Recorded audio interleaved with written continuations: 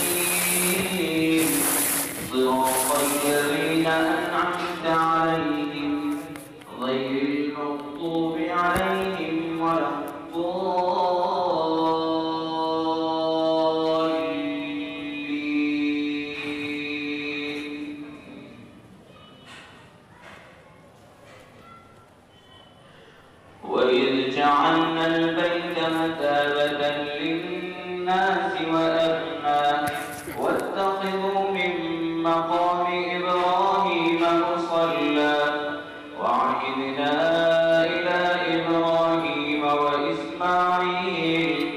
وإسماعيل أن طهر بيتي للطائفين والعاكفين والركع السجود. وإذ قال إبراهيم رب اجعل هذا بلدا آمنا وارزق أهله من الثمرات من آمن منهم بالله واليوم الآخر. قال ومن كفر فأمتعه قليلا ثم أضطره إلى عذاب النار وبئس المصير. وإذ يرفع إبراهيم القواعد من البيت وإسماعيل ربنا تقبل منا إنك أنت السميع العليم ربنا واجعلنا مسلمين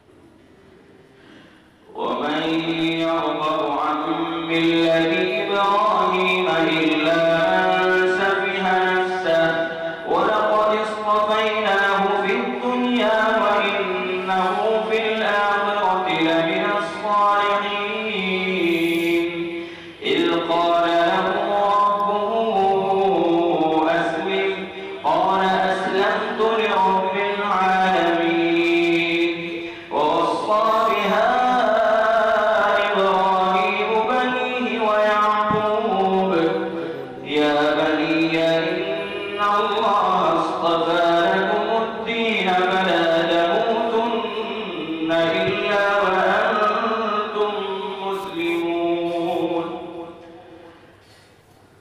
أم كنتم شهداء إذ حضر يعقوب الموت إذ قال لبنيه ما تعبدون من بعدي قالوا نعبد إلهك وإله آبائك إبراهيم وإسماعيل وإسحاق إلها واحدا ونحن له مسلمون. تلك أمة قد خلت لها ما كسبت ولكم ما كسبتم ولا تسألون عما كانوا يعملون. الله أكبر.